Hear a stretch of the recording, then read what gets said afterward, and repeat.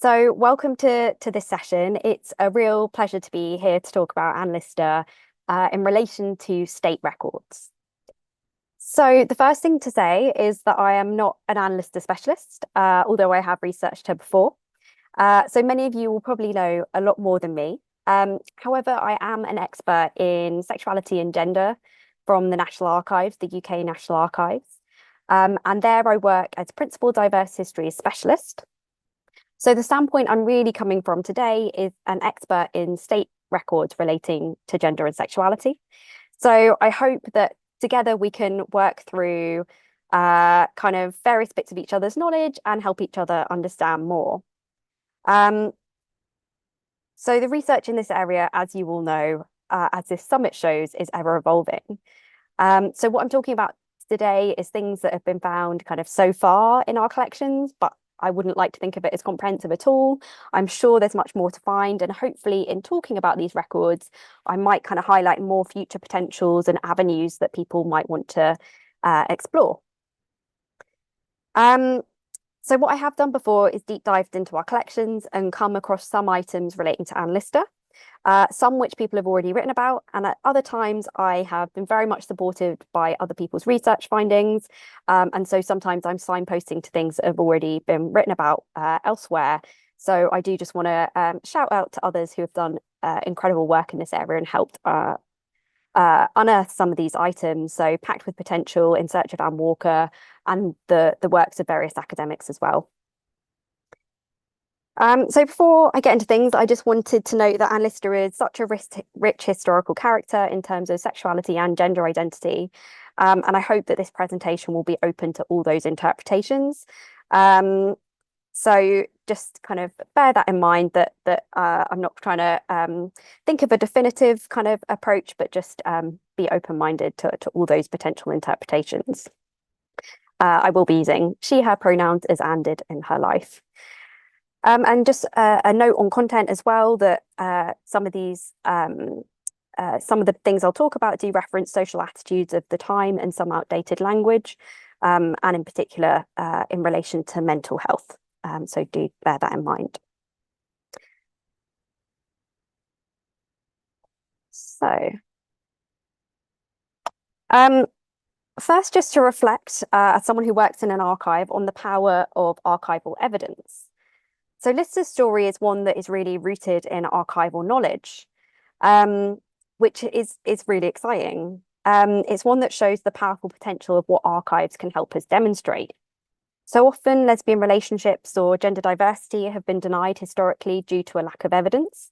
But in Lister's case, there's this wonderful kind of surviving counterpoint to this, with such rich surviving materials, particularly the diaries. And I think what's significant about this is they offer not only a personal narrative, but kind of a collective one, proof that queer lives have always existed, even if we were not always that visible. What I want to show today is even without the wonderful, rich coded diaries, there is significant evidence of Lister's sexuality and relationships. So what I'm here to do is introduce material that some of you may have been less likely to consider as relevant to Lister's history. And together with these diaries, state records can really help us piece together an even more substantial kind of view of her life. So this session, just to explain what we're going to cover, we're going to look at what the National Archives, the UK National Archives is, and what records we hold. I'll have a bit of an exploration of records relating to Anne Lister. That will be the bulk of the presentation. And then have some brief reflections on how to use the collections, and then time for questions. So to introduce the National Archives. The National Archives, the UK National Archives, is the official archive of the UK government in England and Wales.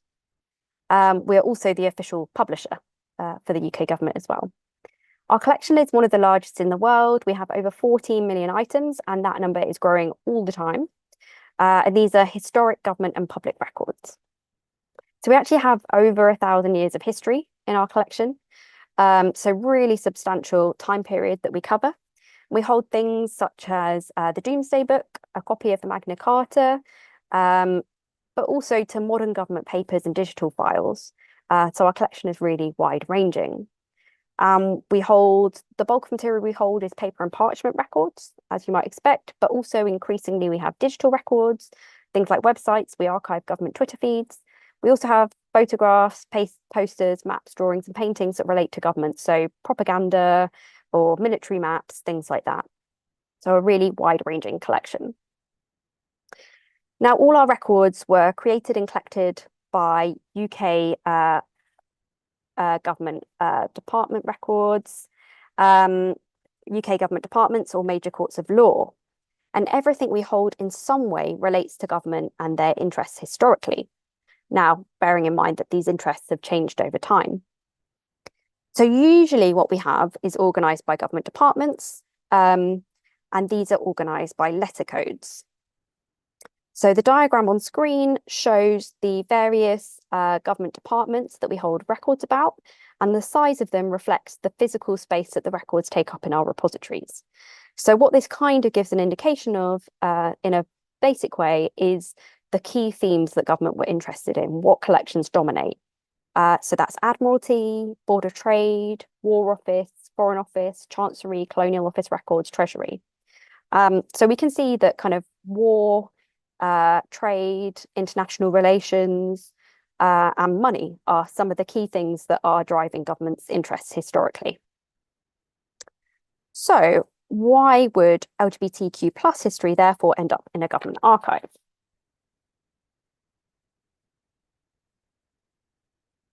So the National Archives records actually provide really important insights into how the government interacted with and viewed LGBTQ plus communities historically.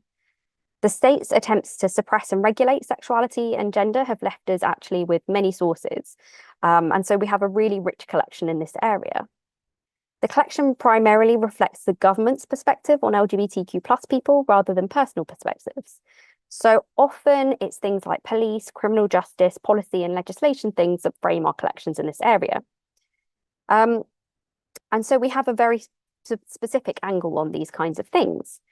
However, in an era where people often didn't feel safe or comfortable to write things down, these narratives are really important. And we can kind of see that in the way that Lister used her code.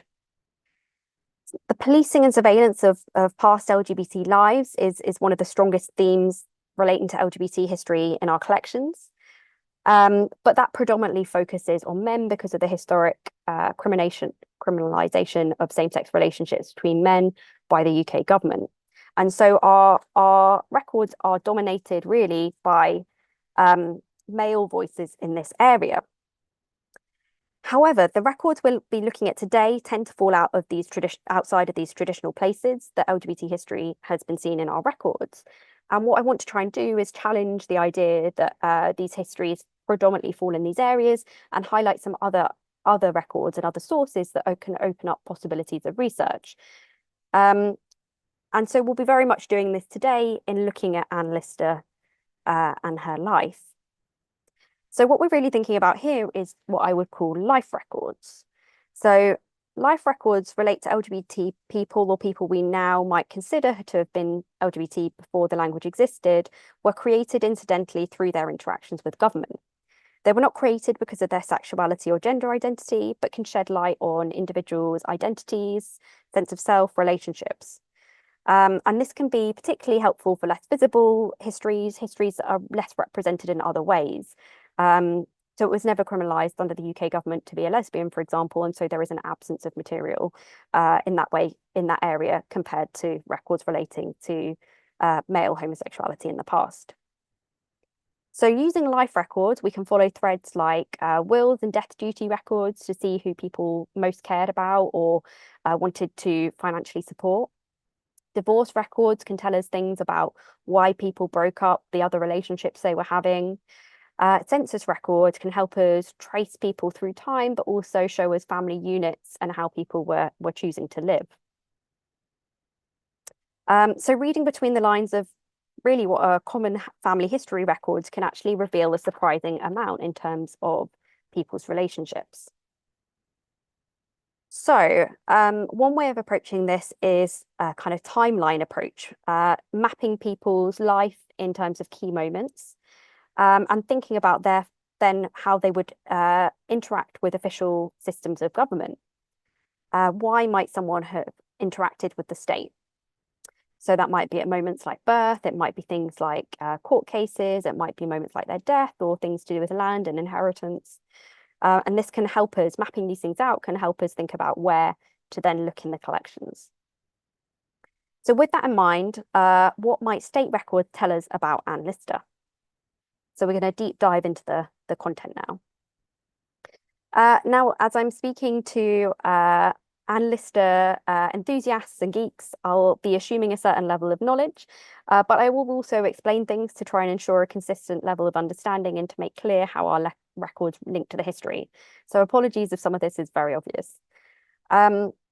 It's also worth noting before we look at these records that as a landowner, a traveller and a person of means, Lister left behind a paper trail and official records in a way that not everyone would have historically.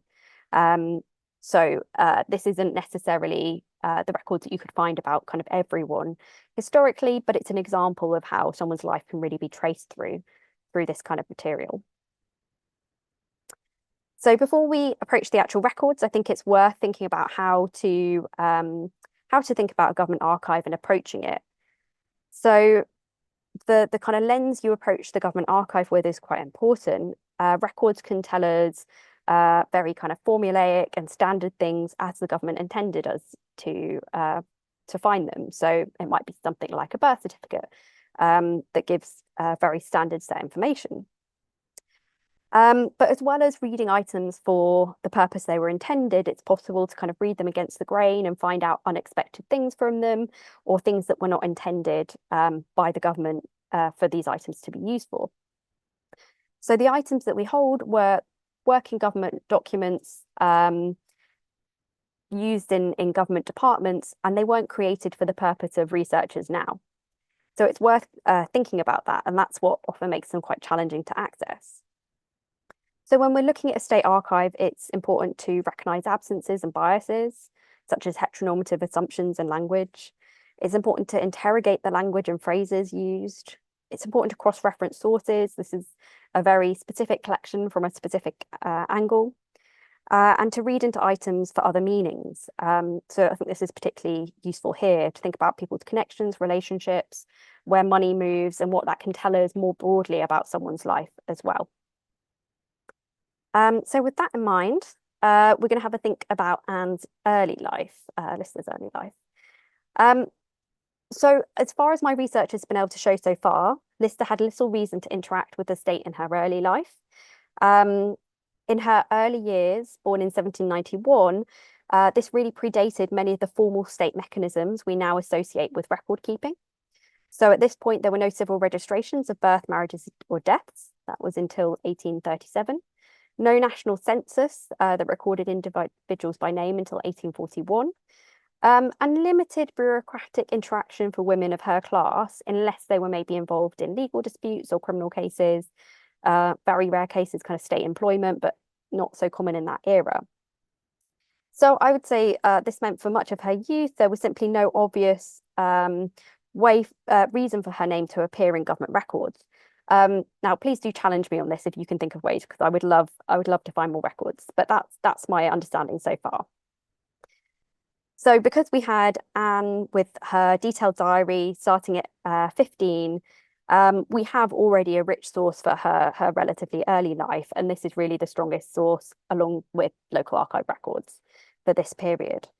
However, as the role of the state became more formal and more all-encompassing, more records do start to exist. So really, we can start to trace Lister through government records kind of after this time. And where we can pick this up in this presentation is the point of Lister and Walker's relationship. So from 1832, they were in a relationship, and in formal legal documents that we hold, Walker described them as having been for many years on great intimacy. The pair formed a deep bond and considered themselves married. And so I've just got an image from our collections of Holy Trinity Church, Goodrham Gate. And this is from 1908, but just reflecting the fact that they undertook that really symbolic and important step. The main kind of first place we can see them is actually through travel records.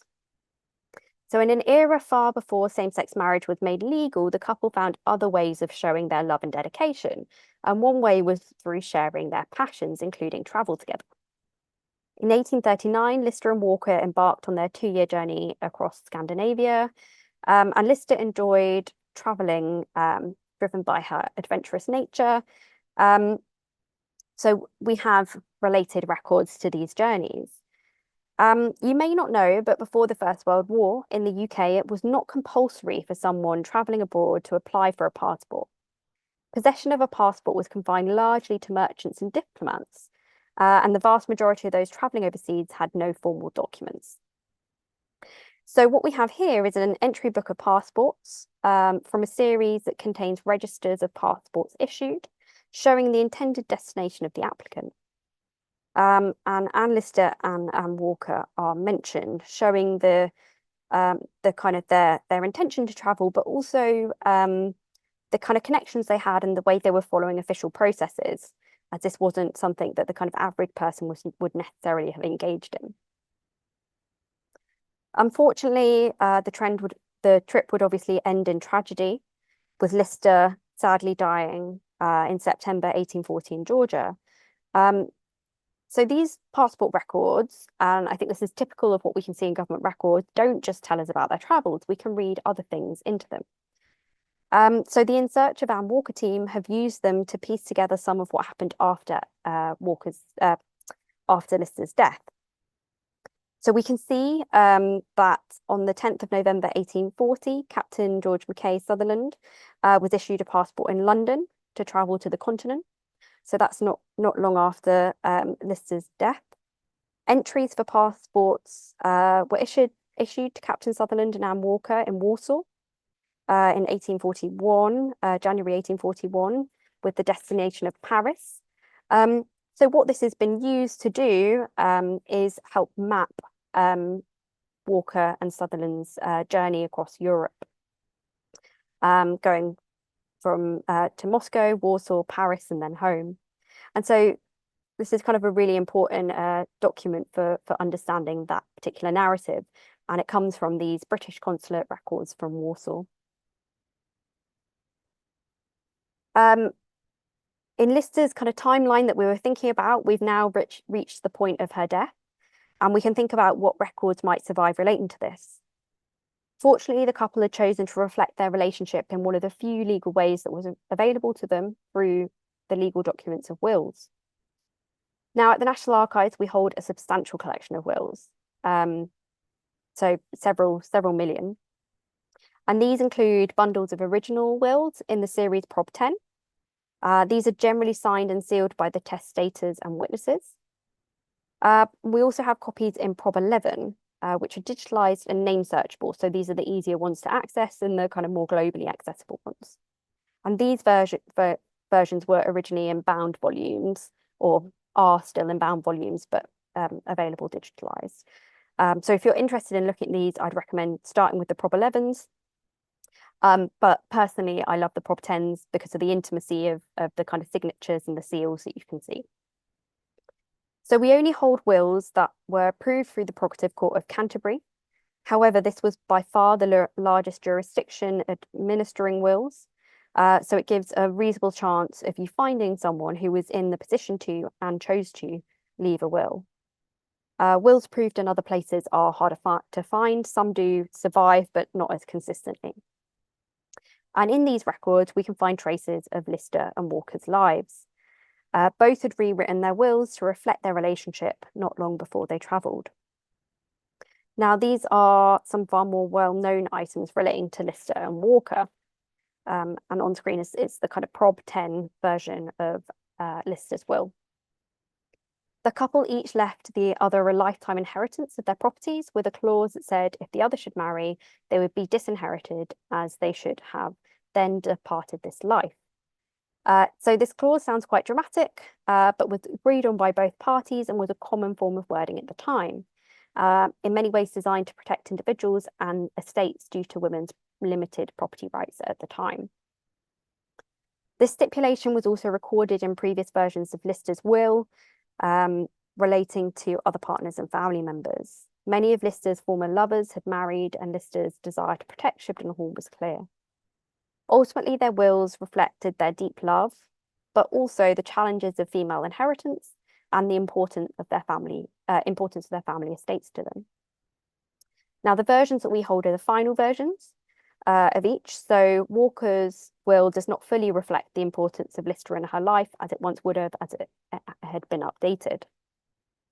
But to skip ahead, when Walker eventually died, despite the decade and a half that had passed since Lister's death, Walker's final gestures still showed the continued care and importance of Lister and Lister's family to her. She left money to some of Lister's relatives and gifted Dr. John Lister her church pew. And these acts reflected who she was thinking about in her final days, demonstrating the kind of enduring connection between the couple. Other family and friends are also reflected in some of these wills and can be followed through them. So they have potential beyond these two individuals' wills as well. Just to reflect a little bit on the importance and use of probate records, they're a really important place for tracing women's relationships through history, as they aren't always as as other records aren't always as clear about people's emotions, sentiments, and relationships. What tells us more than who someone leaves their deepest and most important possessions to? What tells us more than who someone is financially trying to look after? And they have often quite legal language in them, but even that can be read into when people are referred to as spinster, or people's friendship is mentioned. Some of this could hide relationships, but actually, if we're critical of the language, we can also see meaning in those things as well. Now, not all examples will be as clear as Lister's case, where there's other surviving evidence that we can use, but there is still a lot of potential in these records. Our wills are searchable by the name of the individual, but the actual text within them is not searchable. That's pretty standard for our records, that only the kind of titles of things are searchable on the catalogue.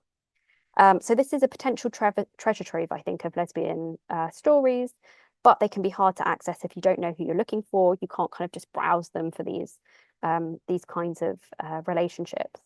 However, it's a really important extra source to consider if you're trying to understand someone's relationship, sexuality, who they're gifting important things to at the point of death. So we're going to move on to chancery records, another place of great potential in our records. So legal records are a really valuable resource for tracing the stories of wealthy or landed individuals in this era.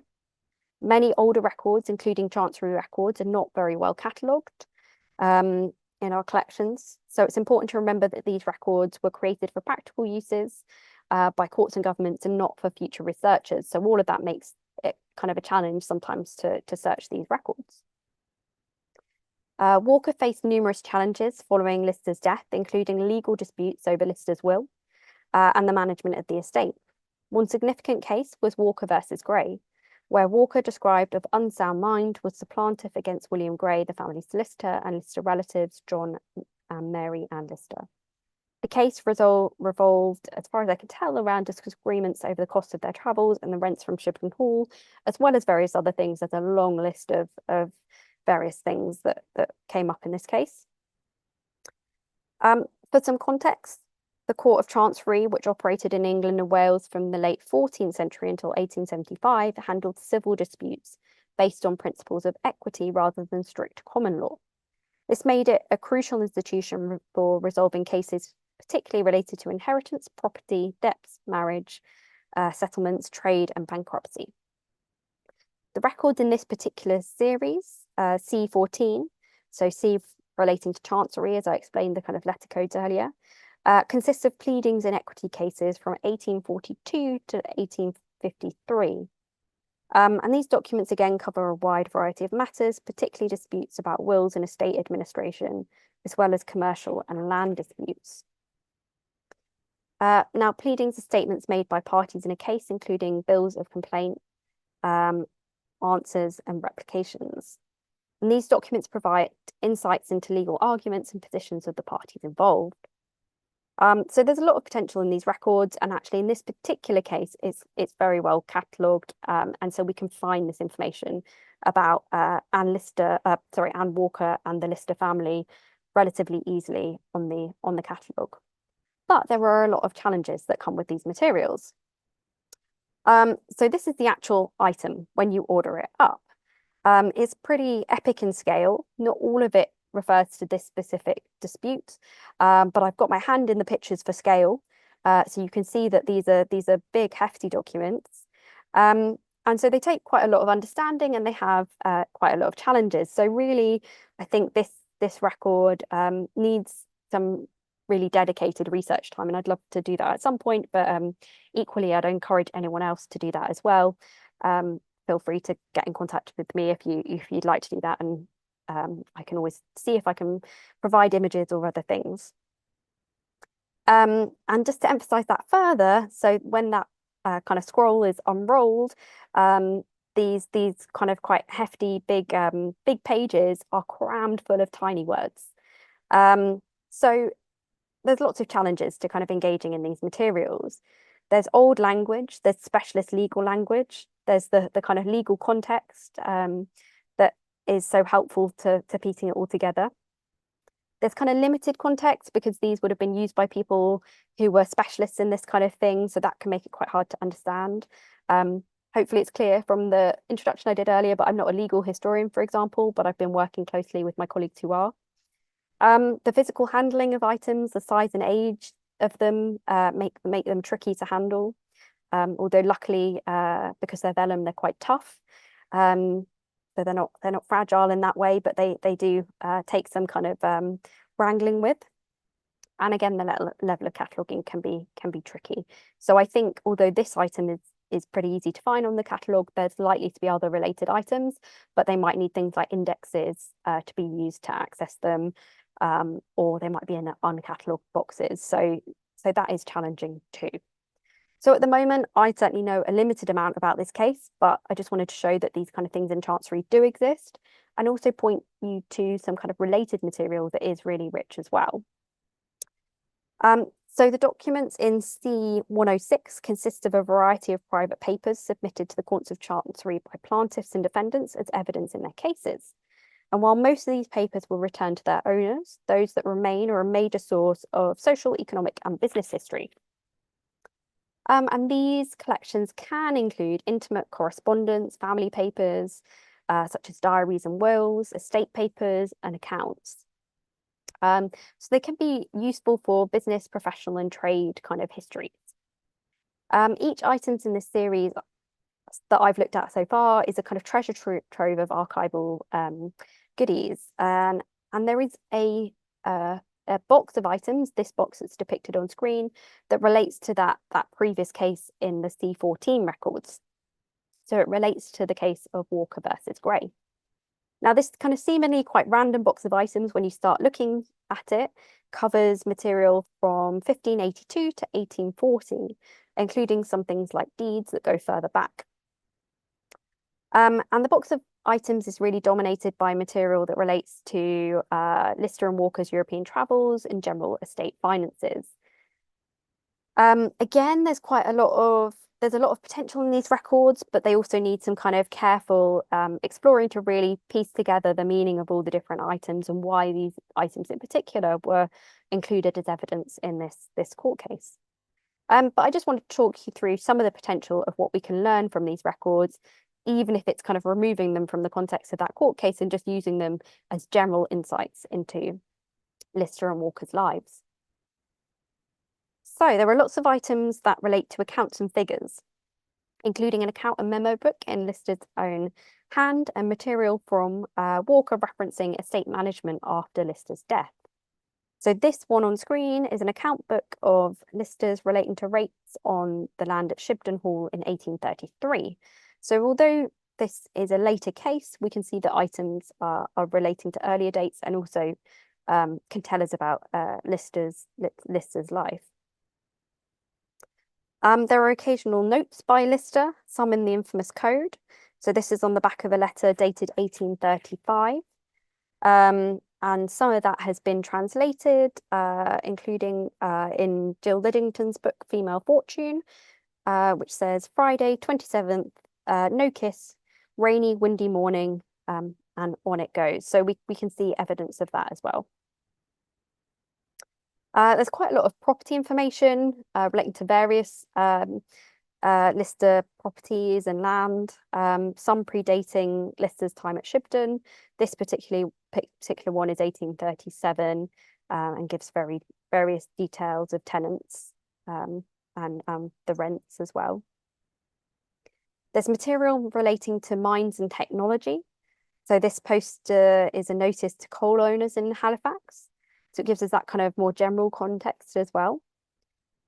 And there are also notebooks listing Lister and Walker's clothes and associated costs.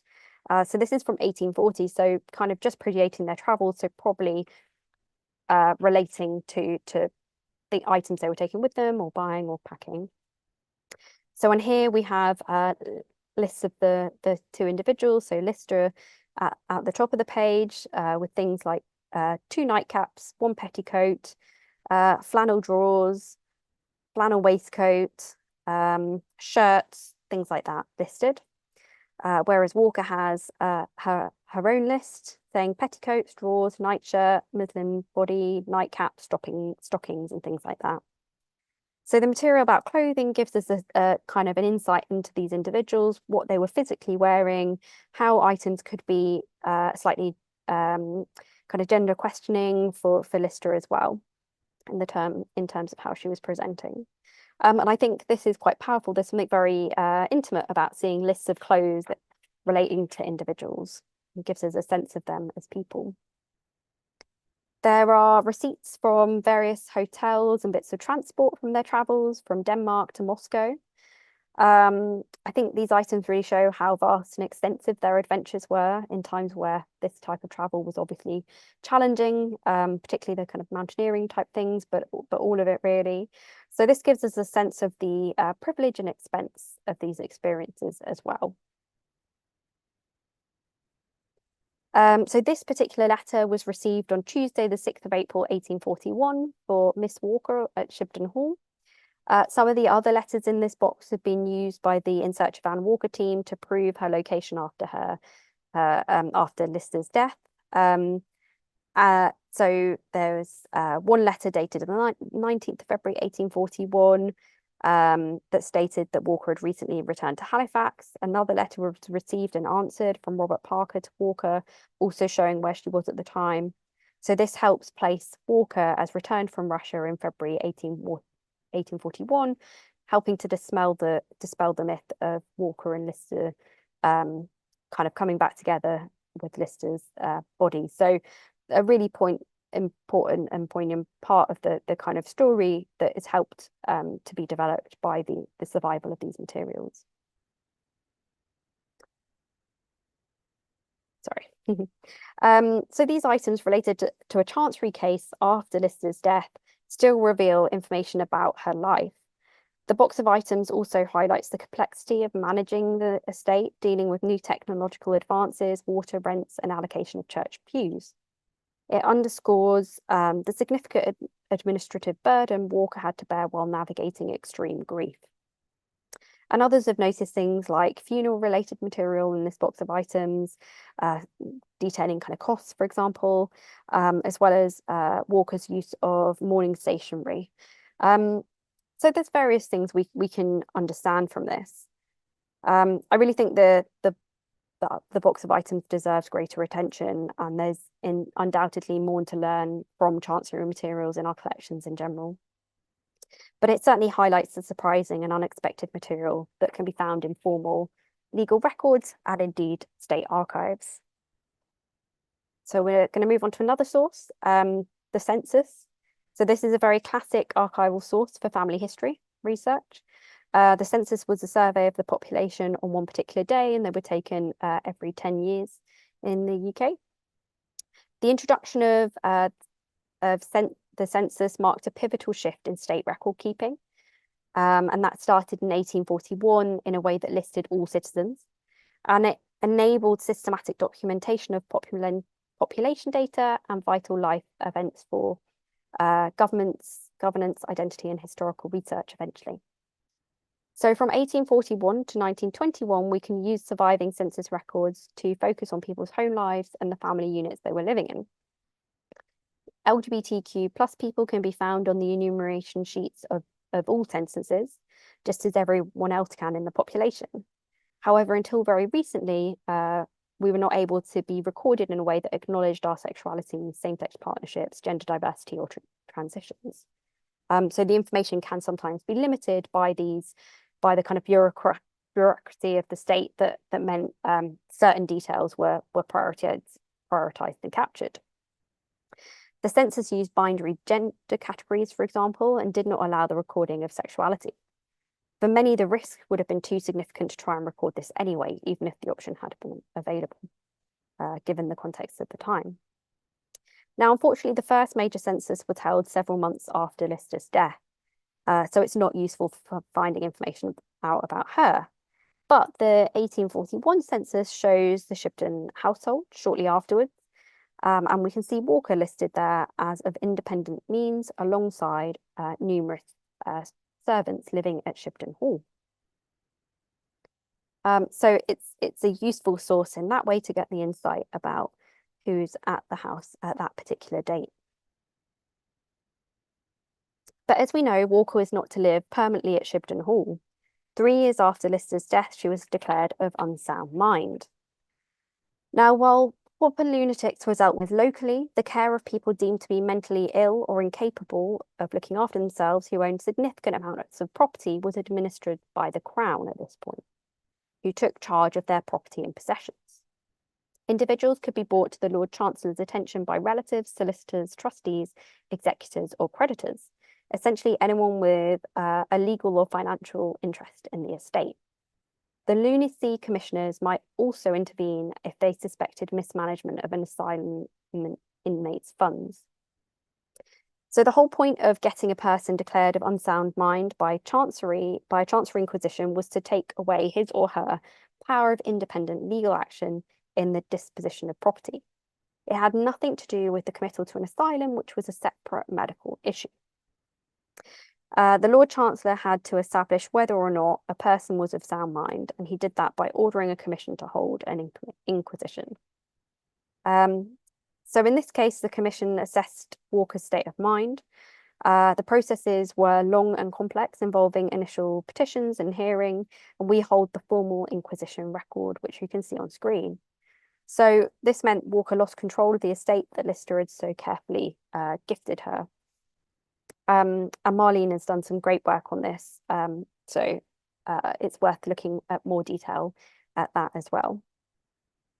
There are some other records relating to Walker's asylum stays in our collections, including registers of bonds given as security for the administration of a property of persons of unsound mind. So these reveal some of the places that Walker stayed. So as well as under the care of Dr. Belcombe, Walker also spent time at Sussex House in Hammersmith.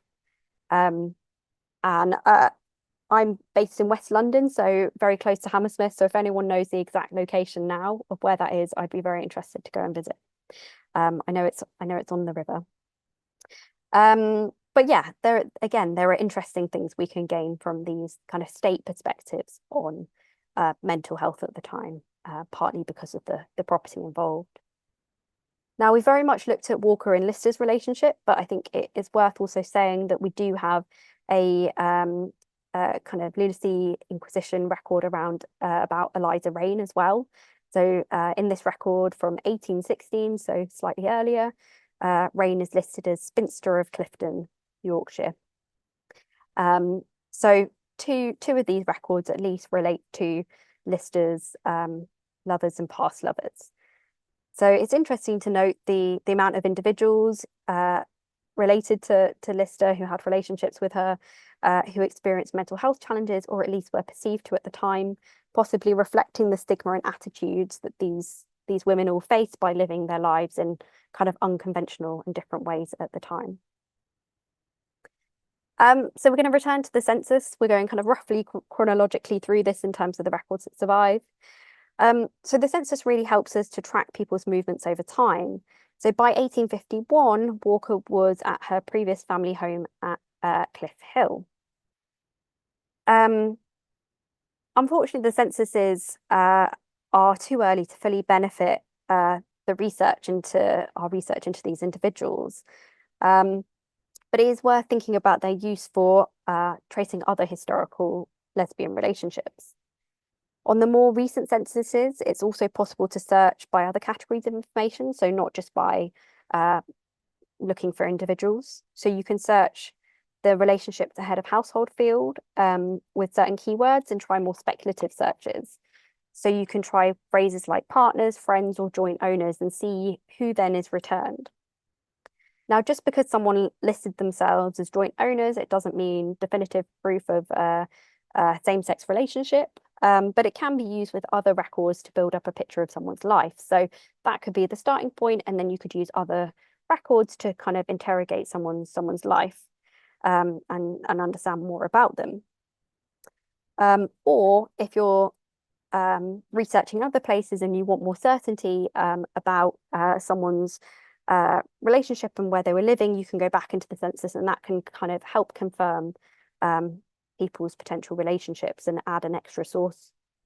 It's also worth questioning the burden of evidence we put on LGBTQ plus relationships compared to heterosexual ones in terms of this idea of proof. The census absolutely shows potential and possibility in terms of finding LGBTQ plus lives. So just to reflect slightly on other records that are potentially available.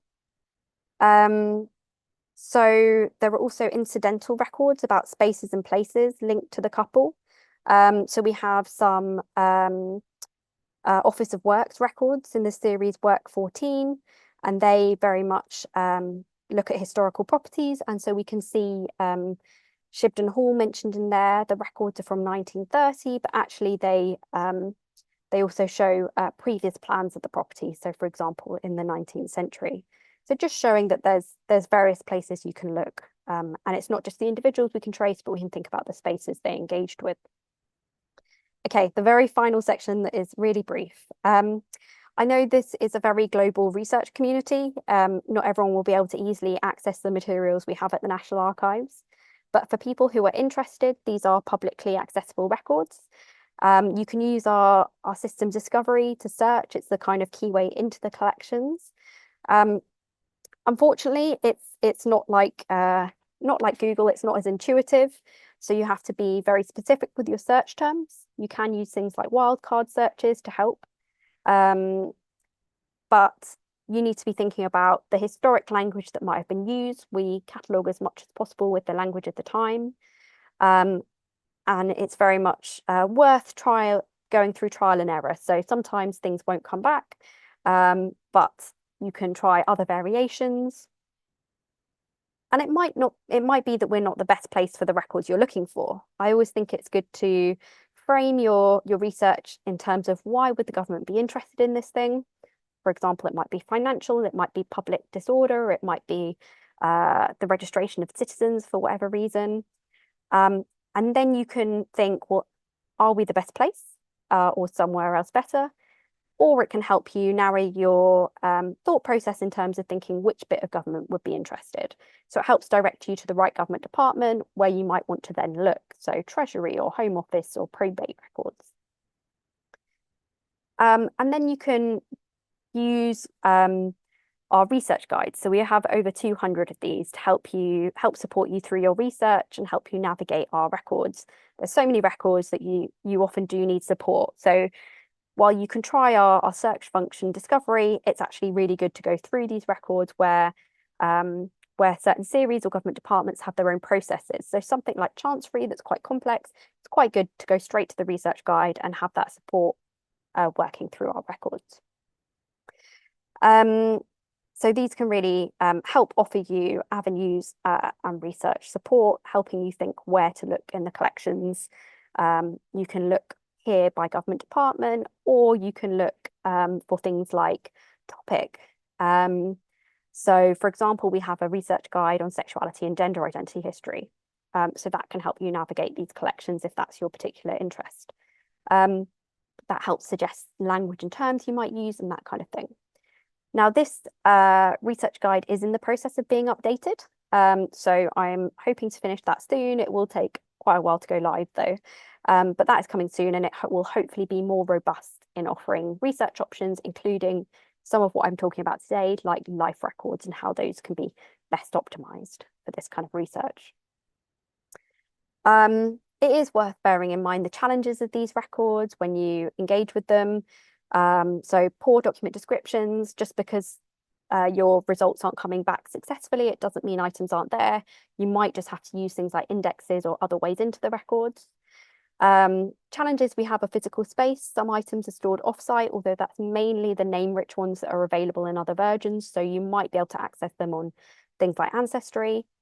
Archival research is really time-consuming, so it's important to bear in mind that. And then born digital records is a challenge we currently have, but that's less relevant in this area. But the way things are coming to us in digital formats like emails and Word documents. So you're very welcome to visit the archive if you're able to. I know that won't be a possibility for everyone. We're based in Kew in West London. But for people not able to visit, we have got lots of content on the website. So various kind of articles and education resources, but it's also worth looking at digitalized items like Lister and Walker's wills as well, which can be globally accessible.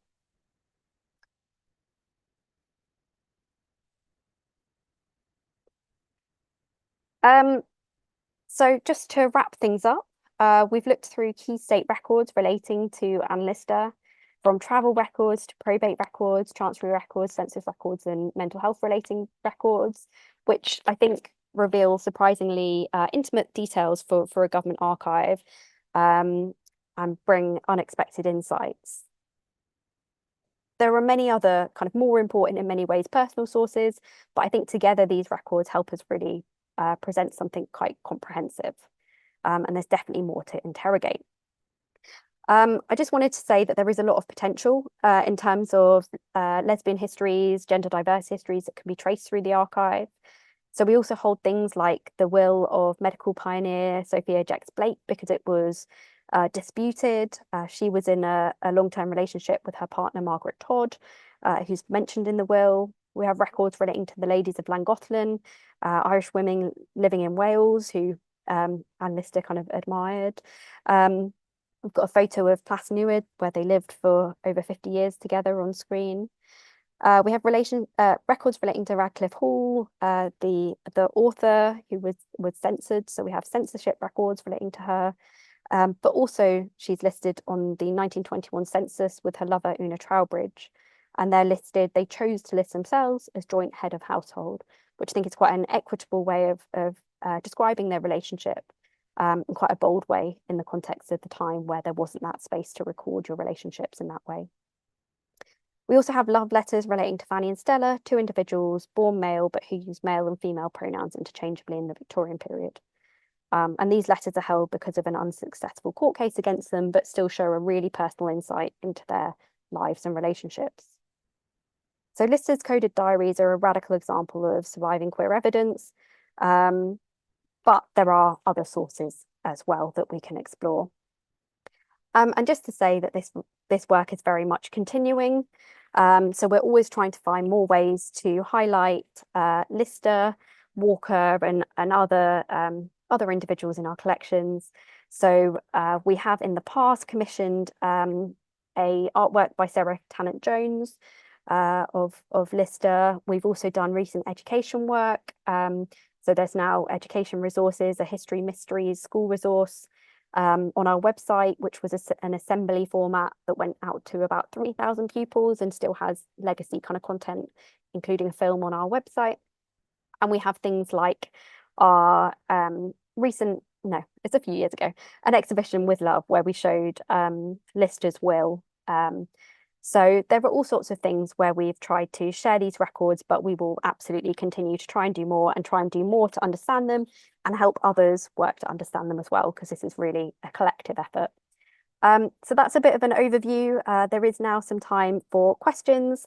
But I hope that's been some kind of insights you might not have considered into how state records can be used in this way. And I'm going to stop sharing my screen. Yes, Vicky, wow, that was a hell of a ride of information. Thank you so much for that. Yeah, we do have a couple of questions. The first one, I'm just going to read it. I don't understand the question really, but maybe you are going to understand it. It says, on the passport, did Anne have a different title to Anne Walker, who was Miss? Yeah, I'm not sure about the kind of prefix that was used there. But I would say there were also quite a few inaccuracies in records at the time, so I wouldn't necessarily completely rely on what's said in them anyway.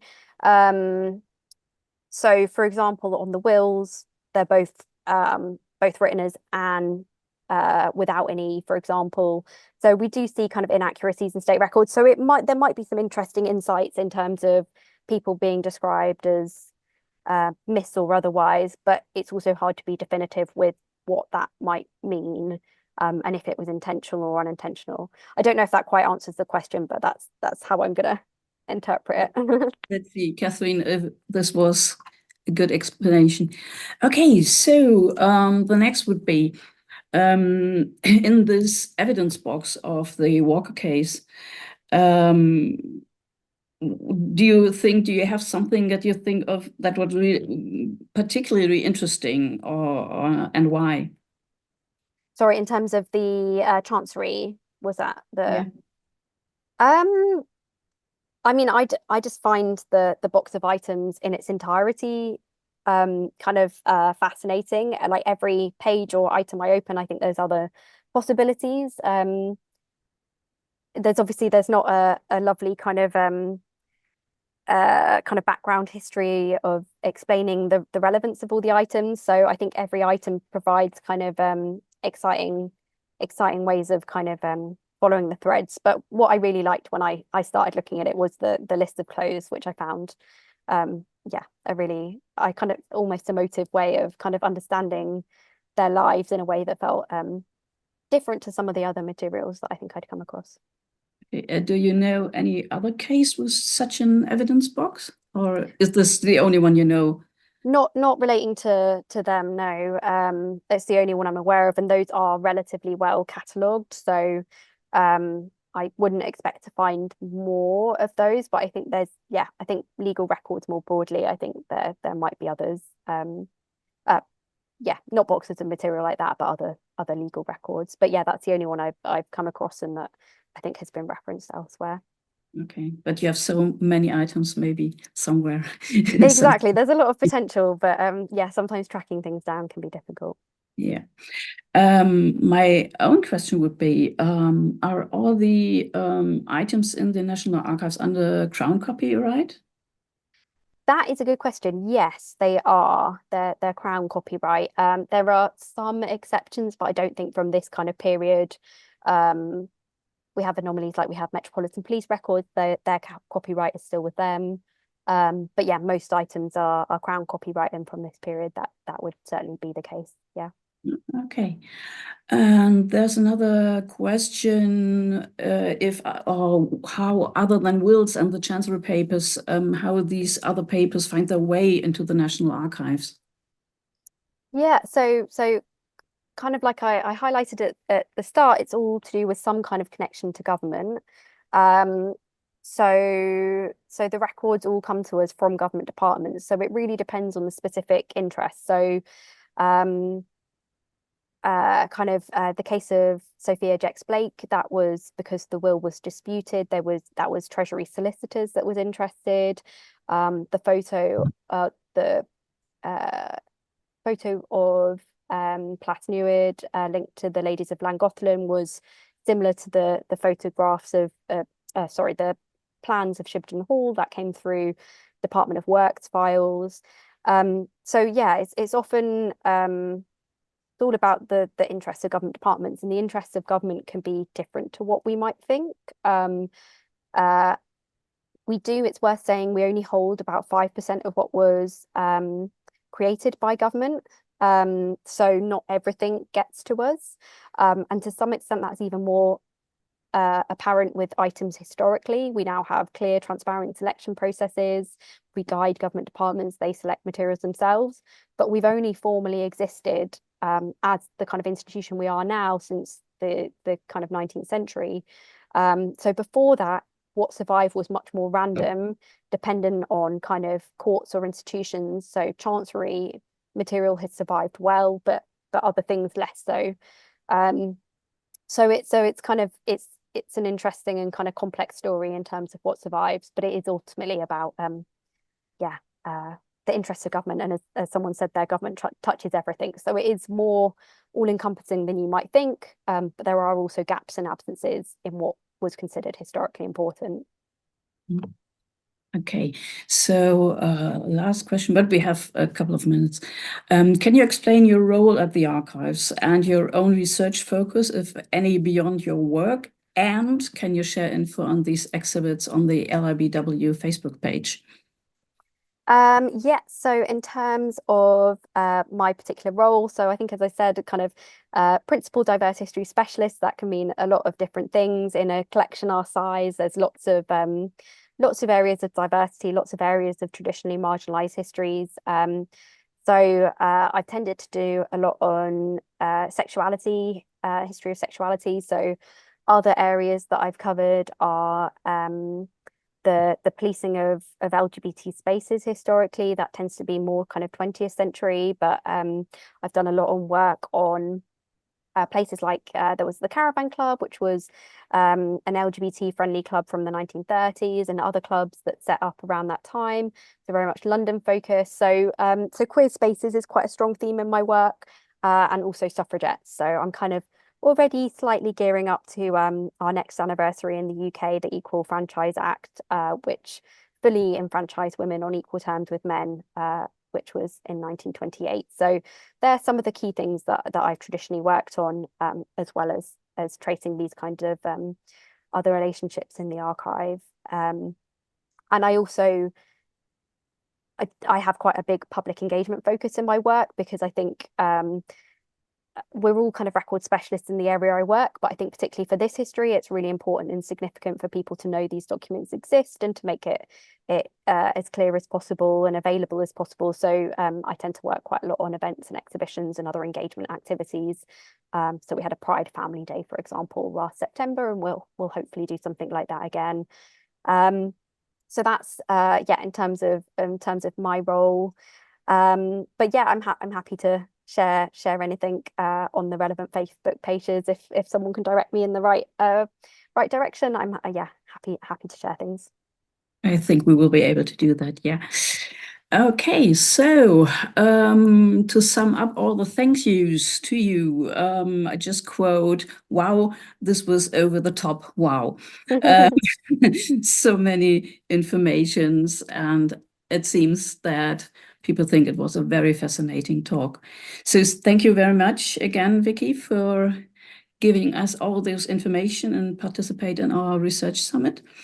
We are now going to shuffle everyone back into the breakout room before we can start with our next session. Okay, Marlene, do your work. Thank you very much.